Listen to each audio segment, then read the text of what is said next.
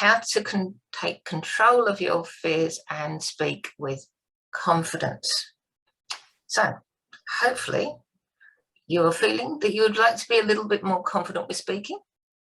And if that isn't the case, you'll be feeling that you want to help somebody else be a bit more confident with speaking. So hopefully that will work out for you.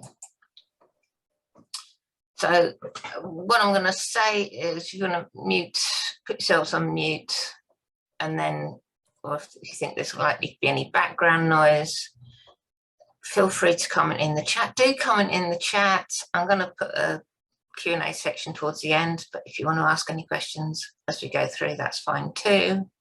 Pop things in the chat as you think of things as they come up. Right, so you both know me. The people on the line know me, but you probably don't know me that well. You've known me at different times, so your knowledge of what's gone on has probably been broken a little bit. So as a brief introduction, I am a speaker. I help other people develop their speaking skills, and I run a podcast as well. So that's what I'm up to these days. But for about 20 years, I was a software developer. And I spent most of that time writing code and not speaking. And really not speaking. Avoiding any presentations, any possibility that I might stand and talk to the team or even sit in a meeting and have to do a presentation. It was all very, very scary. Didn't want to do it. If I had to do it, it didn't go particularly well. But eventually I found a way to change that, to make that not only become something I was comfortable with, but something I found really fun. And I'm hoping that it can get a feeling tonight that that's something that you can do too, that change is possible, that these things are something that people can do, a change that can be made. But obviously, things didn't happen overnight. And it's now where I am that I can look back and think, well, how did that happen? What were the key things that was holding me back?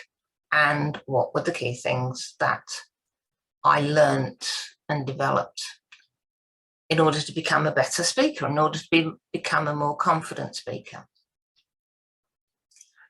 And when I did become a more confident speaker, I was not only able to do things like this, which I wouldn't even entertained before, but I was able to be comfortable doing customer presentations, for example. I had my boss say, oh, I'm quite happy for you to go out and do the presentation because I know that they're in good hands with you. And that wasn't something that used to be the case at all. So that really made a great deal of difference to my career. So what would it mean to you if you felt more confident, if you felt that you could stand up and put your hand up and say, I'm going to be that speaker? If somebody asked for a speaker, what would you do differently? Is there something that you would do or something that you could achieve if you felt confident to do that? I just want to be talking a little bit about, yeah, you're feeling calmer inside. Oh, the amount of sleep I lost if I knew I was having to even just go to a meeting where I was going to have to be doing some talking, I would lose sleep and be thinking about it when I should have been thinking about other things. So it damaged what I was doing.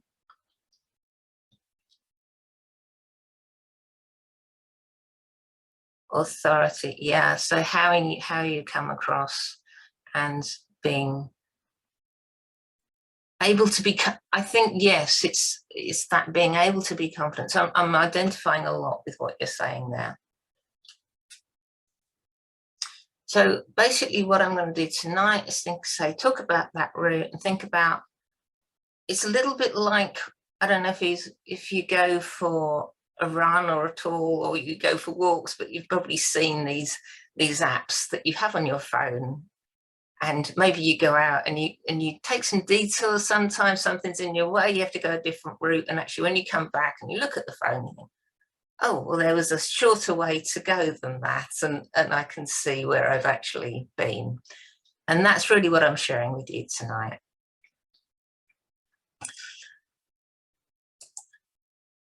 So I'm going to start with those 3 zones of fear. And this is something that I don't think everybody recognizes. Quite often, if you say to somebody you're nervous about doing a talk, then somebody will say, oh, well, if you just do it, you'll find that it's not so bad when you do it, and afterwards you'll feel more confident. And sometimes you go and do it, and that's true. And sometimes you go and do it, and you go, whoa, actually, that really doesn't make me feel more confident at all. It just made me feel that I don't want to do this. And that's part of these zones of fear. And the zones are, the before is zone 1, during is zone 2, and after is zone 3. And some of us go through all of these. So at risk of triggering some emotions here, and if you are just feeling confident, this could be quite a surprise to somebody if you don't go through this, that we do. It's going to take you through a little scenario. So you've been told that you're going to present in front of a group of managers. That's always comfortable, isn't it? So you go into zone 1. Zone 1 takes you into, what am I going to say? How do I say all this stuff that I know? How do I put all that into, I've only got 10 minutes. I don't know what to say. I don't know how to say it. And then I've got to be talking to all these people in this room full of people, and they're just going to be looking at me thinking, I'm not a speaker. I don't know how to be a speaker. I don't know how to stand properly. I don't know how to talk properly. They say speed up, but then I go too fast or I'm going too slow. I don't know how to do that. I really don't think I should be speaking. I don't think this is, I'm going to mess up.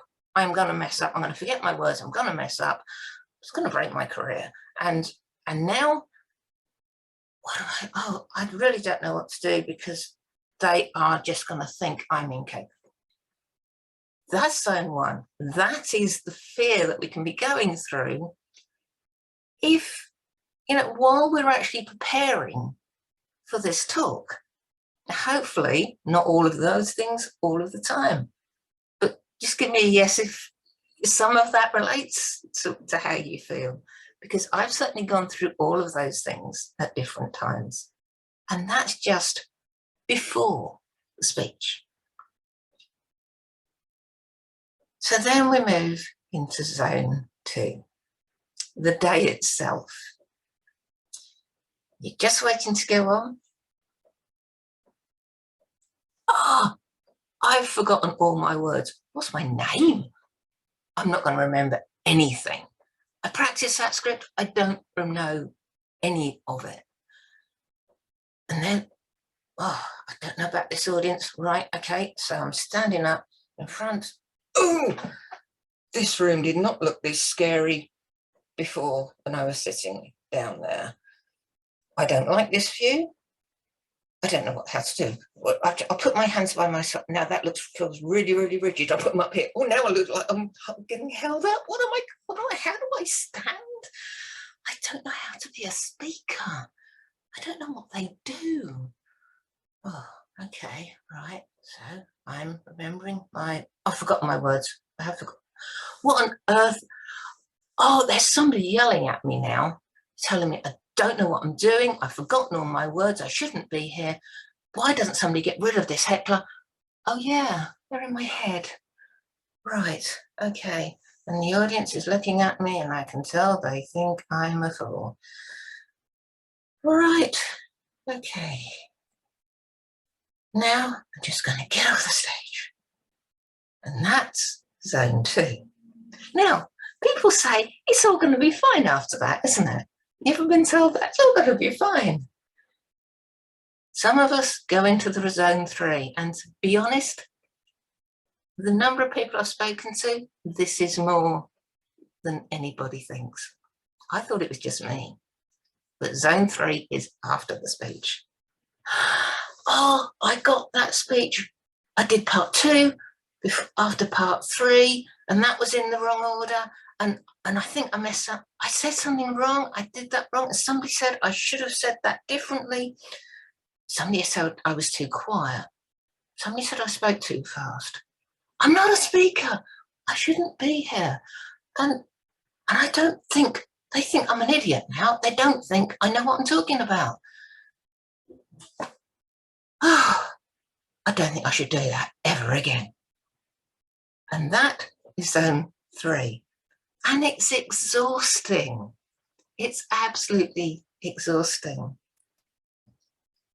But we go through this, and this is why we don't want to go back in again. So what do we do about that?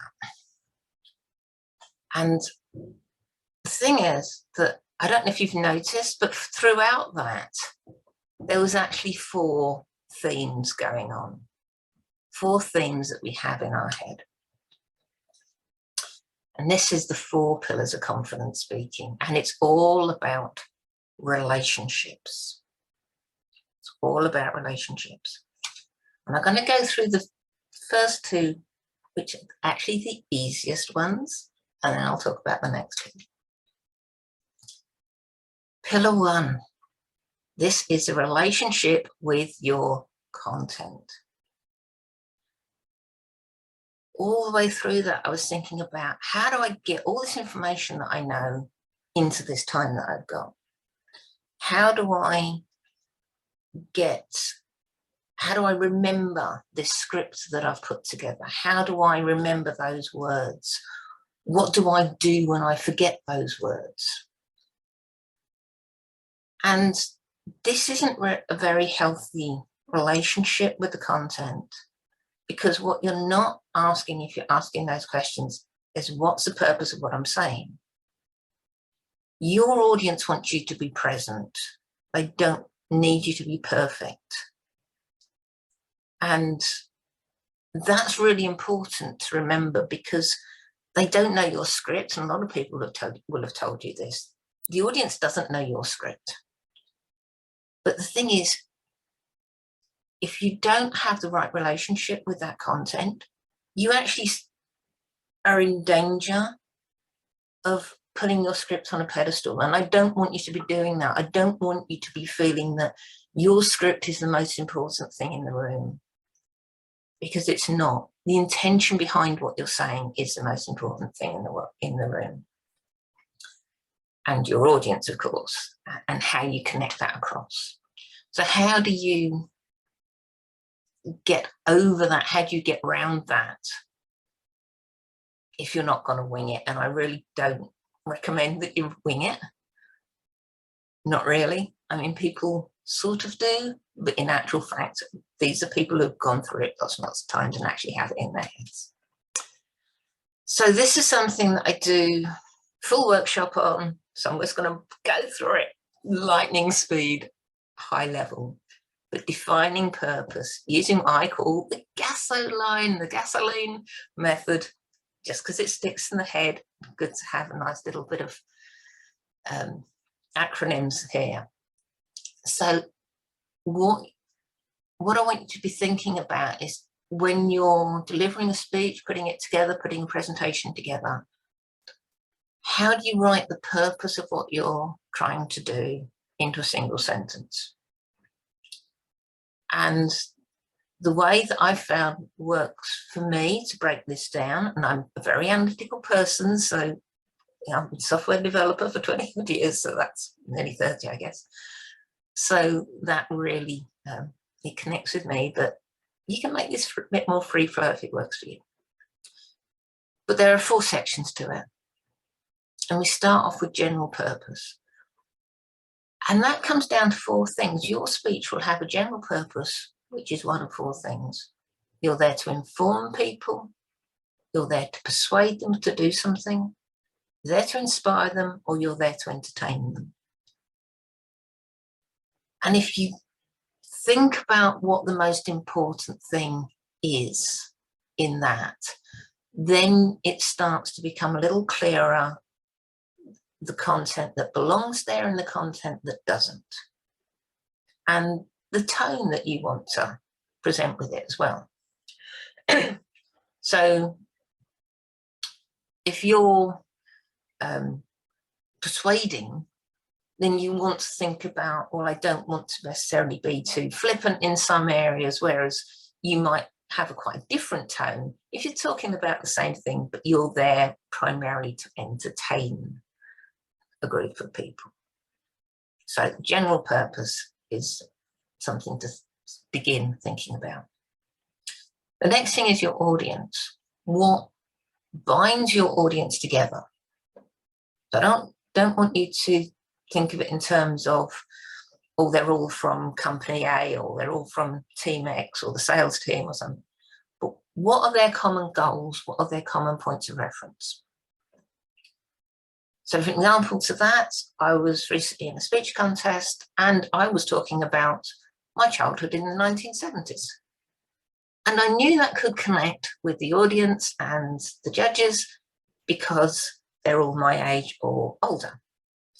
But if that was a group of 15-year-olds, it would have gone. So thinking about what connects with them and thinking about what their goals are, what they're trying to achieve. Really thinking about what their goals are and what they're trying to achieve. Quite often we'll get rid of half of the content that you don't need in there. Because when you know a great deal about your subject, and quite often if you're talking, you do, even if you started off thinking, I know nothing about this, you probably do. It really defines what's relevant to them. The next thing is the subject and the scope. So the S is for the subject and the scope. Narrow that down.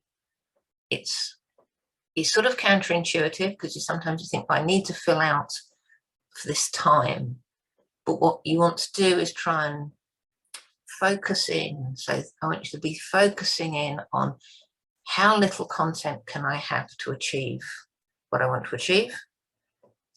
And then rather than add content, add how you can say it. So add anecdotes, add stories, add examples to that to make those points stick and relate.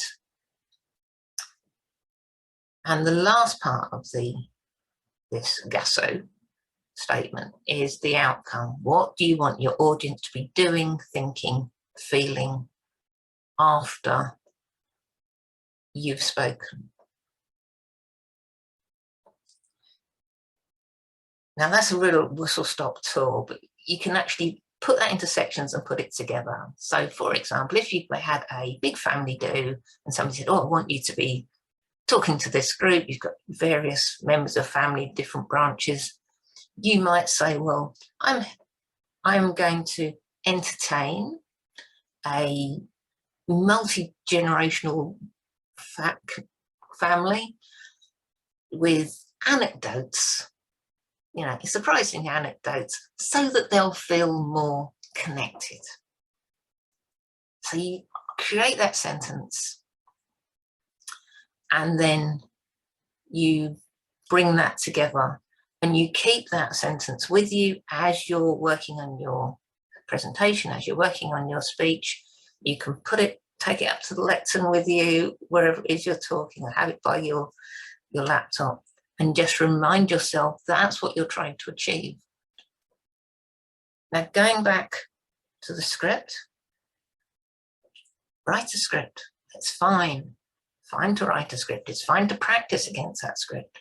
But providing whatever you do meets that criteria, then you're okay. So you can be, when you know that you're meeting your purpose, you can allow yourself to be flexible with your script. So, okay, you've got your script and you start putting point 2 before point 3. If it works, it's fine. You don't have to feel that, oh, I failed in doing that. It doesn't matter if the words come out slightly differently. And working with scripts and making them sound more natural, again, is a whole area I could talk about for an hour, but that's not what I'm doing tonight. But that's roughly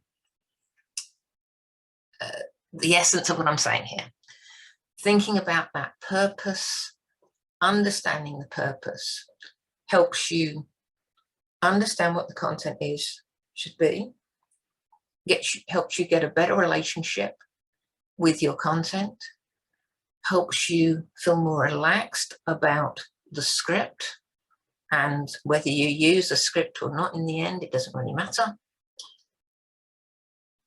And it allows you to be more comfortable, more confident about what you're delivering. So you're not thinking, oh, I've forgotten that word, and you're not having this sort of word clicking through in your head, which certainly has happened to me, where I'm just thinking word after word after word, and that's all I'm clinging to. Whereas you're looking at your purpose, then that will carry you through. So I want you to be thinking about that, allowing yourself to connect with your purpose, and that will help you be present with your audience.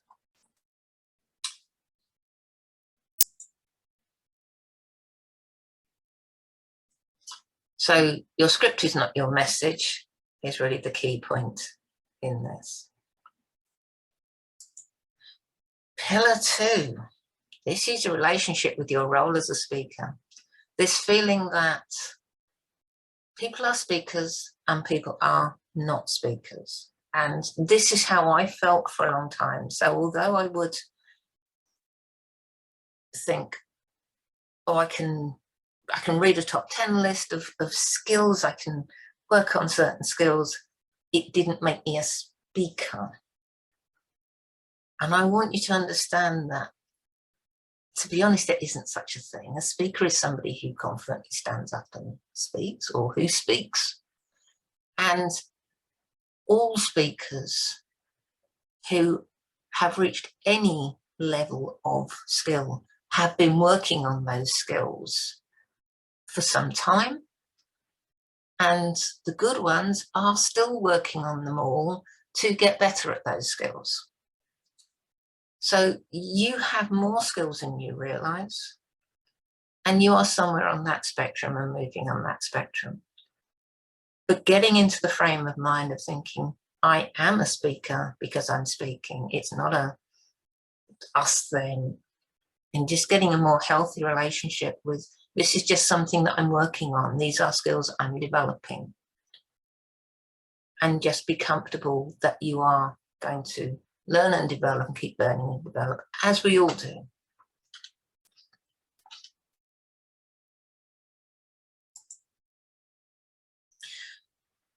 Okay, so give me some thoughts on what you think makes a speaker, or what you think makes, you know, good speaking skills.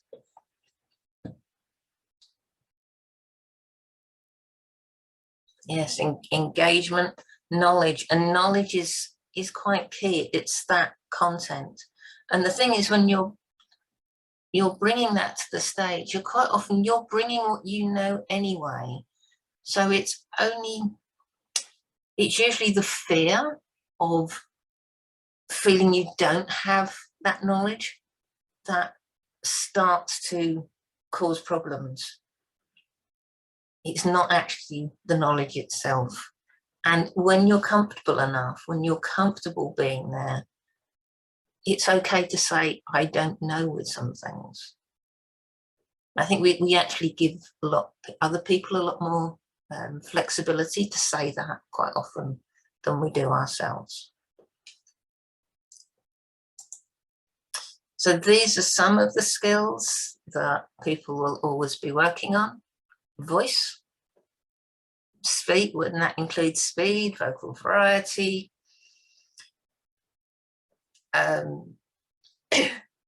remembering to get a drink.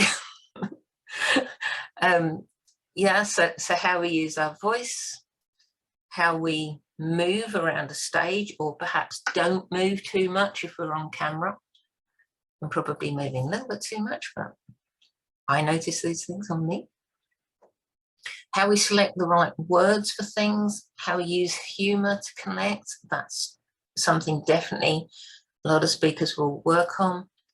Eye contact and engagement, as you said. So all of these things are good skills to work on.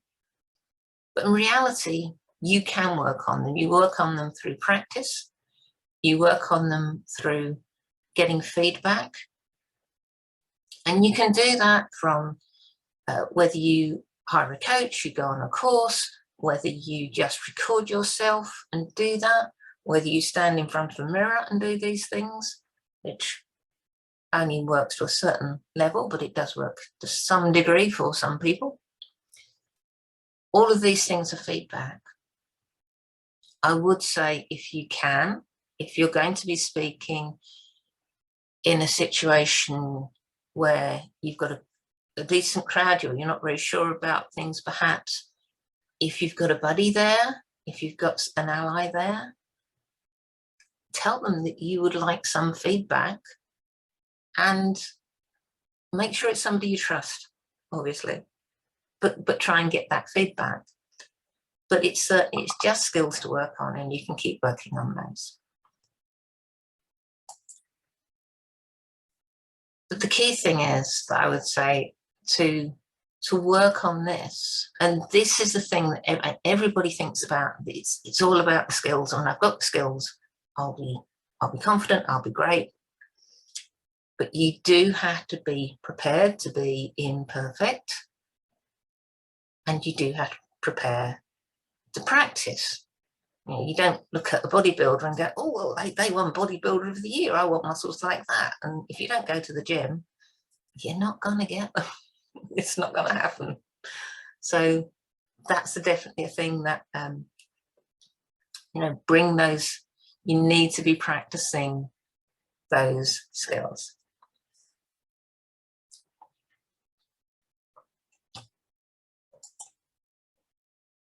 So that was pillar 1, getting a healthy relationship with your content. So I want you to understand that your content is not your script, and that when you can get behind understand your message, get behind the purpose of what you're saying, then it really helps you get a much better perspective on what you're speaking about, on how you're speaking, and allows you to be more flexible and give a more confident presentation because of that. Pillar 2, getting those speaking skills, say, whether you do courses or coaching, or you just go and read it all up and work on it, which isn't necessarily the best way of doing it, but it certainly will get you further forward. That's pillar 2. But pillar 3, relationship with self, relationship with ourselves. This is what we often don't work on. And if this isn't a good relationship, this is where the other parts don't really start working for us. So what I mean by relationship with self is we need to be a friend to ourselves.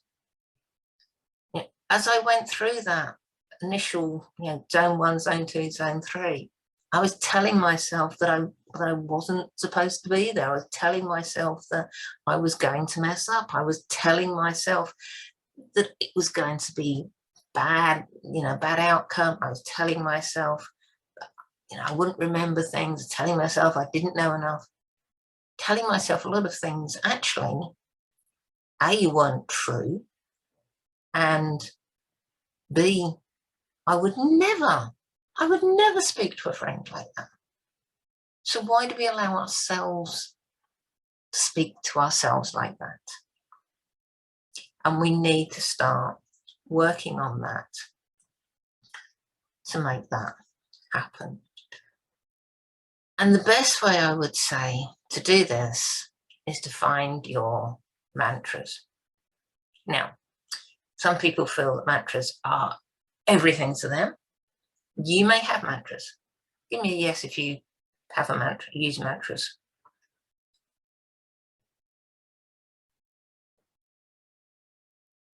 Because a lot of us do have mantras, a lot of us prescribe to that. And some of us feel, yeah, that's a bit like this phrase I'm hearing a lot now, it's a lot woo-woo and I don't really know. I can tell you now that if you related to anything that I said in that first part, when I went through these zones of fear, you were using mantras. They were very unhelpful mantras. They were mantras of you're not good enough. They were mantras of you don't belong here. They were mantras of you don't know how to be a speaker. So we need to start thinking about replacing those mantras with things that will work. Things that you would say to a friend. Because if you can't be a friend to yourself, I'm not quite sure. No, it's really not a good place to be. So we need to be a friend to ourselves. We need to find these mantras. Think about your strengths and your achievements. Why is it you're speaking? I mean, okay, there's at some point you'll go, I don't know what I'm speaking. But honestly, you do. You know what you're speaking. You know that you have knowledge, you have experience to share, that there is something you have as perspective to give, and that is going to be why you are speaking. And that's why your audience wants to listen to you. So think about your strengths and achievements. Think about that message, that gasoline statement.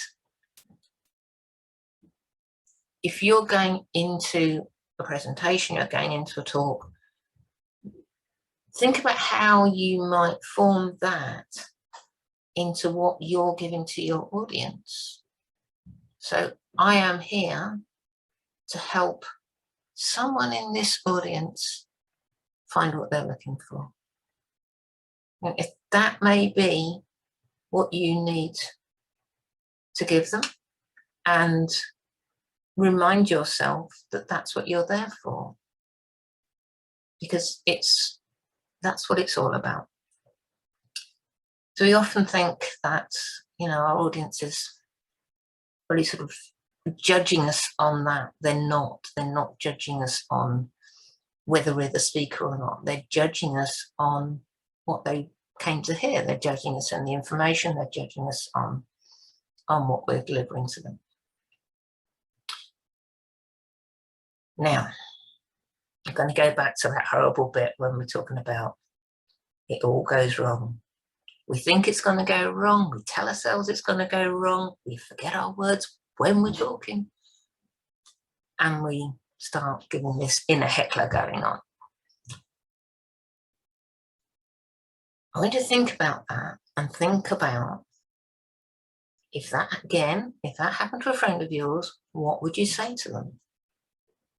Because you want to be replacing that mantra of, I told you it'd go wrong. It's going to go wrong. I told you it's going to go wrong, with it's going to be okay. You can cope if it goes wrong. I can deal with this if it goes wrong. I know why I'm here. I can deal with things if they go wrong. I can deal with mistakes. If it happens, it happens. You just think, okay, I'm going to stay calm. I'm going to breathe. And I'm going to move to my next point. This is the type of mantra you want to have in store. And you can have that. You can have that by you to say, breathe. Next point, or breathe. Check notes. Check your notes. That's fine. Nobody minds if you check your notes. They don't necessarily feel very comfortable if you spend a lot of time apologizing. Just say, I'm going to check my notes and come back. So think about the mantras that you can give yourself to forgive yourself if things go wrong, forgive yourself if it doesn't quite turn out. It's fine. And be a friend to yourself. Think of those things you would tell a friend and be that friend.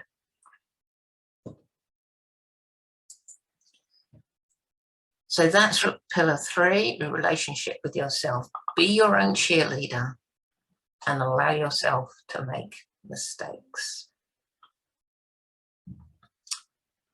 Pillar 4. Again, the final relationship, the one with your audience. You know, that scary audience who are judging you on every little thing. Now, since I said that, you probably knew that isn't necessarily true. And what I really think about at this point is there's a saying, and it's attributed to many different people, and it comes in many slightly different forms. But essentially, it says, when I was in my 20s, I worried about what people thought of me. When I was in my 30s, I didn't care what they thought of me. But by the time I was in my 40s, I knew they weren't thinking of me. And that's sort of where most of your audience is. They're there to get information from you, to hear what you have to say, but they're not there to be judging you on every move you make, on every word you say, how you say it. They're just taking it in and generally being very grateful that they're not the ones standing up being the speaker. And this is the reality. Most people sitting there just thinking, I'm glad it's not me. Because 70% of people have a fear of public speaking. And that applies to your audience just as much as anything. But obviously, that doesn't necessarily give you a good relationship with your audience. So how do you get that relationship? On a practical level, on a very, very practical level, if you're in the room, the first thing you always want to do is make sure that you have spoken to at least 2 people and hopefully 3 people in that room. You know, glad you came along today. Have you come far? What, you know, what are you hoping to get from today? Say something to them. And you will find that when you look back out to that audience, you'll see 1 or 2 of those people looking at you and you'll feel, yeah, actually they feel a little bit more friendly than they did before. So you make that connection. But this is the big thing. Again, like mantras, visualizations. Some people think visualizations are a little bit abstract, but we're doing them all the time. You're doing them all the time. When you imagine how it's going to go, you are visualizing things. And again, it's working out visualizing things going right.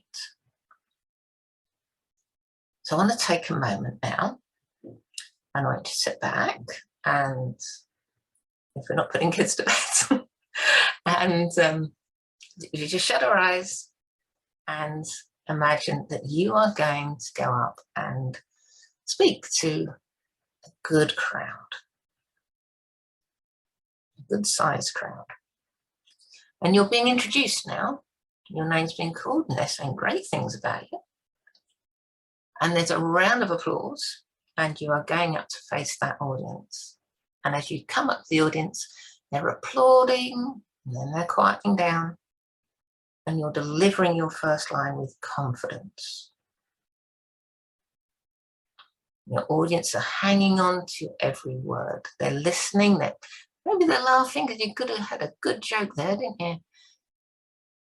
They're listening, nodding along, engaging with you.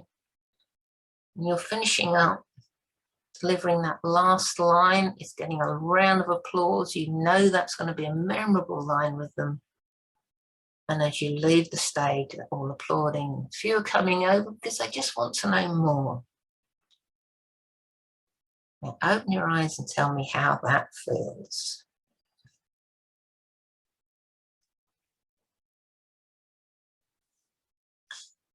This is a type of visualization that we need to start doing to ensure that we have good memories, because our memories are formed not just from reality moments, but also from our own perception.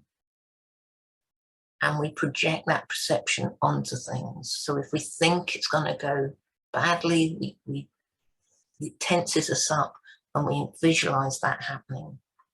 So we need to be getting into situations where we have positive feedback, and that positive feedback can be entirely visualizations. This has happened with, they did some experiments with the baseball team and actually split them up and got some busy shooting basketball team.